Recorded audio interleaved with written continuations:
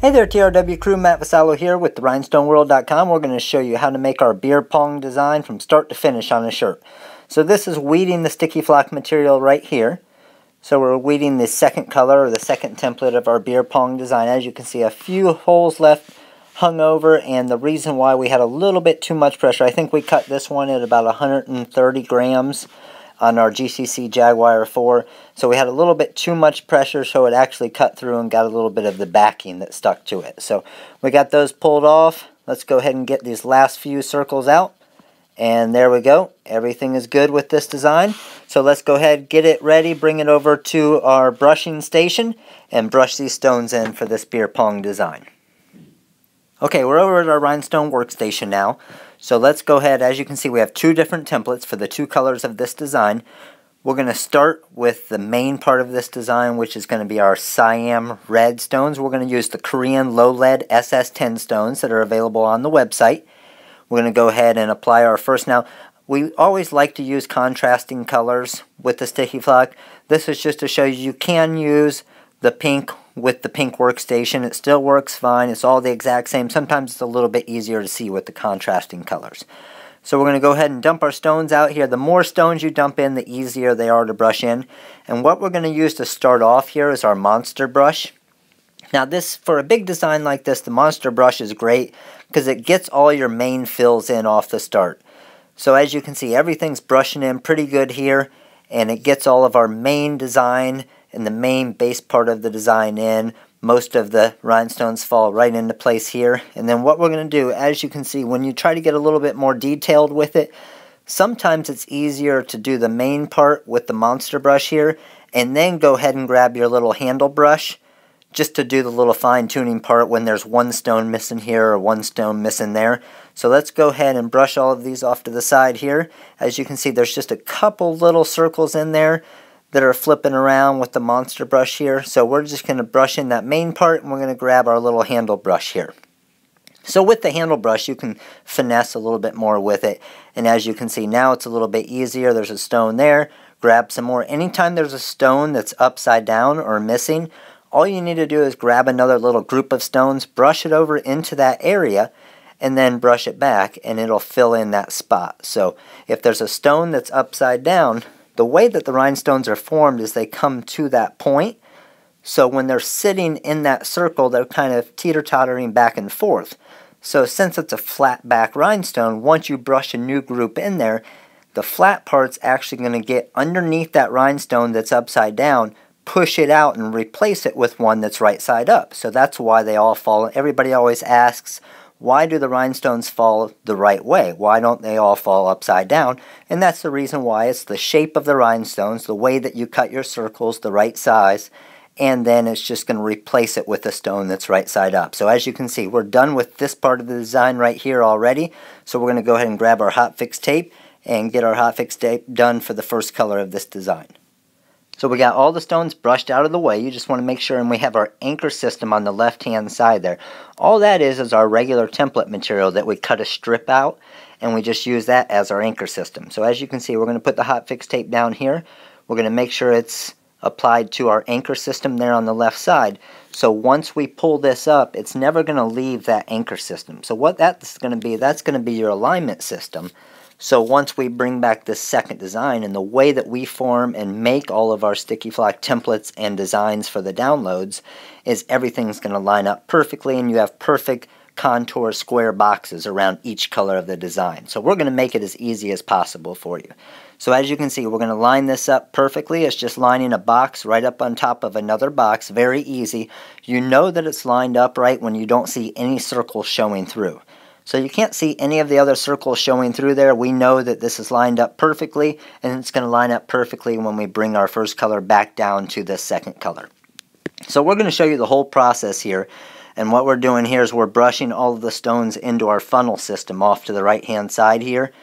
So we aren't going to edit this video to act like the process goes a lot quicker than it really does.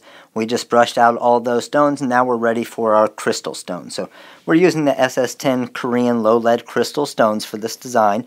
Again, we're going to use the monster brush off the start to get all the main part of the design in here.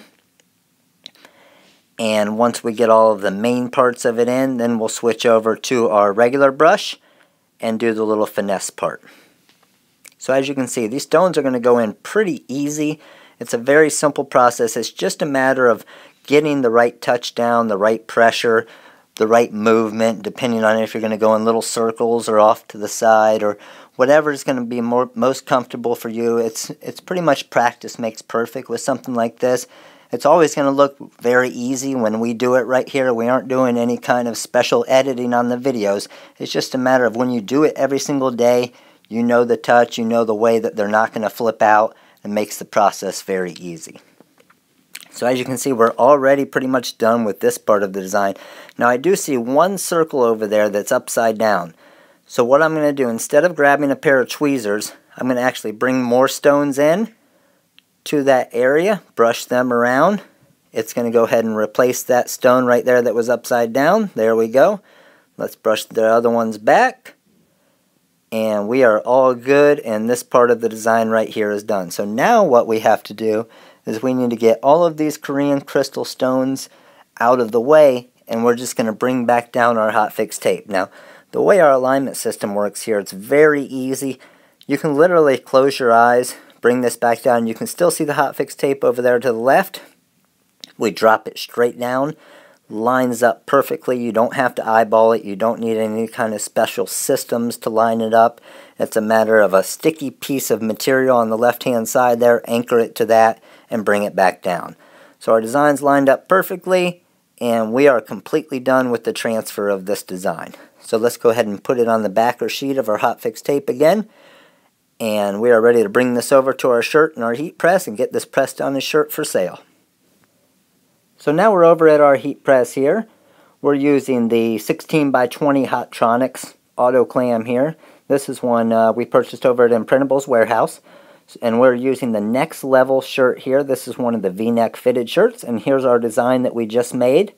So let's go ahead and get this lined up on the shirt. Now the V-neck shirts can be a little bit more difficult as far as lining up the design, just because depending on if it's a deep V or regular, how far the V-neck comes down. So with this design, it actually fits pretty nice, because the way we have the actual ball for the beer pong and the O on the pong part of it, we have it kind of wrapping around, so it can actually go up over the bottom of the V-neck a little bit, and it actually looks pretty cool on the design, the way that it sets up. So these V-neck shirts are very popular shirts that we do sell a lot of. So Next Level is the company. We actually get it from a company called Bodick & Rhodes, and that's our supplier for our shirts. They're local here. They have a warehouse over in the Orlando area, but you can look them up. Sanmar, another company that we use for our shirts for great prices. Just need to make sure you have your resale certificate. So we're going to go ahead and press this. We're going to press this for 15 seconds. We're at about 320 degrees on this. And all of these designs and different videos you see, they are available on the rhinestoneworld.com. And you can give us a call if you do have any questions as well. There you go. Nice thing about the auto open. If you're not there, it's going to open for you automatically. Let's go ahead and pull our hotfix tape off here. Now, of course, as you know, as always, we're going to grab our hotfix tape. We're going to put it back on our carrier sheet, because we're going to use that again on another design here soon. So we are done with this design from start to finish, from cutting the templates to brushing the design in to pressing on the shirt. That is the entire process of creating a rhinestone shirt, and this is what this shirt looks like outside. So as you can see, the Korean low lead stones that we have, they have some mega bling on them. And they do have a great price as well. So make sure to check out the website for this design. Check out the YouTube videos for many more tutorials on how to get started in the rhinestone business, or how to be more successful in your already rhinestone business. Website, www.therhinestoneworld.com. Shoot us an email at info@therhinestoneworld.com, or give us a call at 941-755-1696. Again, this is Matt with the Rhinestone World. We look forward to working with you soon. You have a great day.